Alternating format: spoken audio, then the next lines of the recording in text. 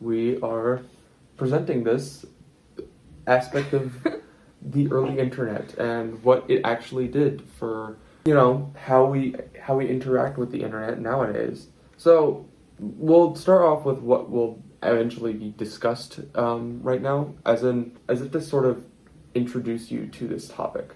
So the internet, as it stands, is a beautiful yet terrifying thing, and it's commonly used nowadays because pretty much everything can be done through it. Communications and things we do are all online now, and we have so much information right at our fingertips that it's getting a little hard to sort of understand a world without the internet. And it's all thanks to the internet and its publicity that we can even have this access. It's amazing to see how it's evolved, but with that, we want to sort of pull this layer back a little and really sort of understand the world before the internet and how it actually came to be. Because it's not that long ago that the internet didn't really exist and people went to public libraries in order to find information. So the history of things such as privatized technology eventually being publicized is very complicated and involves a lot of twists and turns. And so today we'll be looking at the evolution of this technology, how it was publicized, and the advantages and disadvantages of the publicization of this technology. So the internet itself has not been around very long. It was established in the 1960s due to the Cold War. And because of this, in 1968, the ARPANET system was invented. This system was designed to allow for faster, more clear communications that were more importantly private. It was during this time things such as the first email was sent. Nowadays, we know the drill behind what an email is and, more importantly, the general structure. However, during the early phases of the internet, emails looked a lot more different. The @ symbol was originally invented to direct the email where it was going to, and the idea was originally only used to communicate through a private network between universities. This idea became so appealing, however, that it eventually spread to the networks and, of course, eventually the public in the 1960s. This is how the internet has helped communications between different organizations and others. However, another way it helped was information gaining. In 1989, the World Wide Web as we know it now had seen its humble start. Tim Berners-Lee had proposed creating a hyperlink system in order to navigate documents faster and more efficiently. Elements such as the URI system, the Uniform Resource Identifier, would put up a standard for identifying and locating sources of the web. The HTTP, or Hypertext Transfer Protocol, would transfer these resources and data over to the web. The HTML, or Hypertext Markup Language, would display images and text on screen. All these elements would then combine to create decentralized information networks, making information available to anyone who owned a computer. However, to access this information, something else was needed: actual internet.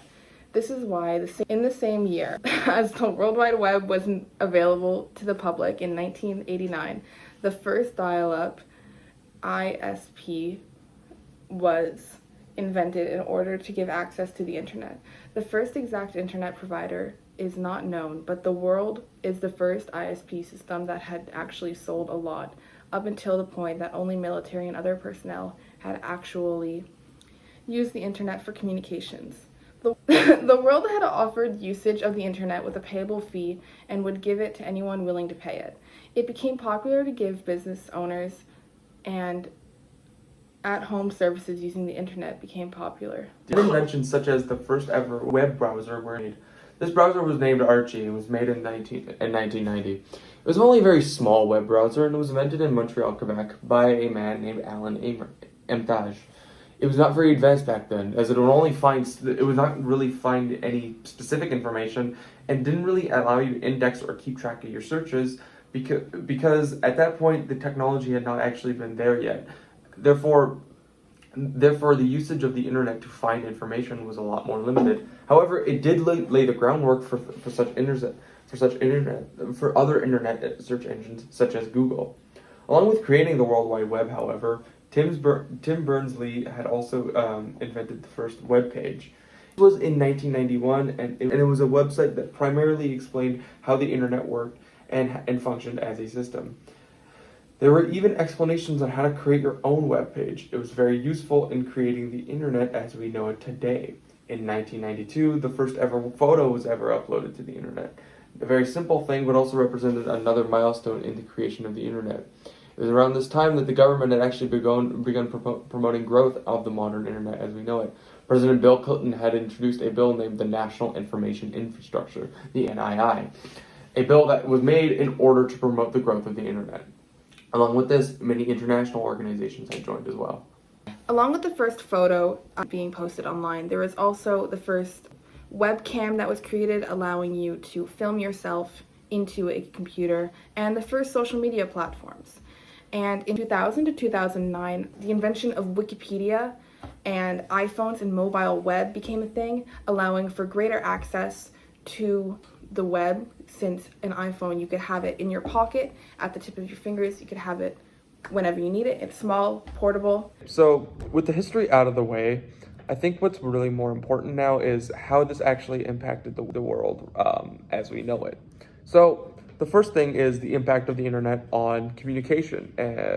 So the communications aspect of this is more complex than many would have you believe, because a lot of the time people really view this as a good thing, because it basically allows us to communicate by sending emails like that, basically, or by sending texts like that. And through this fastness, it basically allows for a way more efficient system. But the cons of this is the fact that it allows for like cyberbullying to take place, or other negative aspects about human behavior can now be easily communicated through this process. Another aspect is information access. The pros of this is any and all the information that you want at your fingertips. It's very simple. Any human can just type in how to do insert this, and it will pop up and you can read an article about it or something. And it's wonderful for a lot of people. But the cons of this are that the web is now filled with a lot of misinformation. What is true and what is not true is very, very much skewed because a lot of people do not know how to actually critically think about some of these information. And especially now with the advent of social media, information is a lot easier to fabricate and make into something that you want.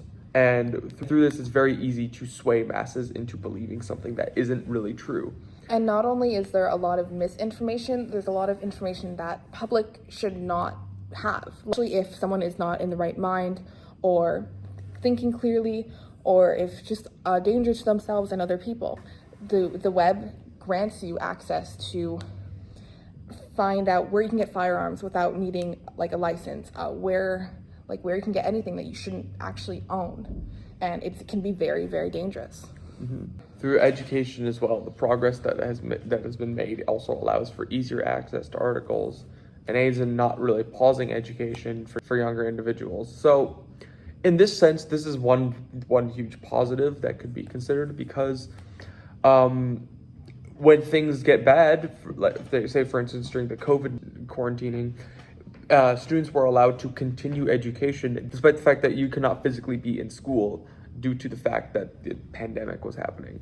There are cons to this, however, because obviously online learning does not work for everybody. People are distracted; they don't actually learn much through the education of the online format. And in general, it's very easy to do things like dismiss your own absences. But the positive is that the education can continue. Now, entertainment is nowadays, because of the digital era, streaming is a lot more popular. Services such as Netflix or Disney Plus allow for people to watch entire shows without ever actually needing to buy and own these things. The fact that this can actually lead to the downfall of physical media. With this came with a new era of pirating that was very common. So with this invention, pirating and finding new ways to consume media became so much easier. And not only is like pirating an issue, but there's also the issue of before like streaming services became a thing, people had to watch TV through cable. So everything came on once a week at a specific time, and everyone would wait for that time. They would sit down at that specific time, watch the show. They'd watch one episode, and then a week later, they would do the exact same thing. But instead, now we do the binging, as Jade mentioned. And that has become an issue because people cannot wait anymore. And there's also streaming services like YouTube where you can basically release anything, any sort of content you could possibly imagine, and it's just there for anybody to access. First of all, there are people releasing a lot of videos with a lot of misinformation, teaching younger minds things that are not true and convincing them of things that they should not believe. And there's also videos that are just overstimulating and they cause a lot of poor attention skills. So the overall social impact is that the usage of telecommunications has actually made it so much easier for people to hide behind a screen and just say anything. That is all thanks to the fact that the internet exists and can allow for platforms like this. Along with all the negative sides of having access to the internet or having access to direct message somebody or text someone, it makes it so that face-to-face conversations become more difficult, especially conversations that are more difficult to have because people don't know how to have those conversations anymore without using technology because they're too scared or they feel too vulnerable. And it creates a gap in the way that we communicate with each other because some people are only able to have those conversations over media, which can be very harmful to one's social skills.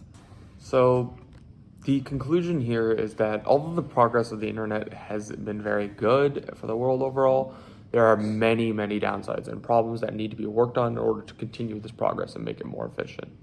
Nowadays, the internet allows us to do things like artificial intelligence, which demonstrates how the progress has not stopped, but of course, with new additions to this technology comes more issues that need to be discussed. The progress that has been made over the last 60 years is very impressive, but the technological advances cannot stop here. But there's a lot of legal ramifications, moral ramifications, and very, very real mental ramifications for this as well.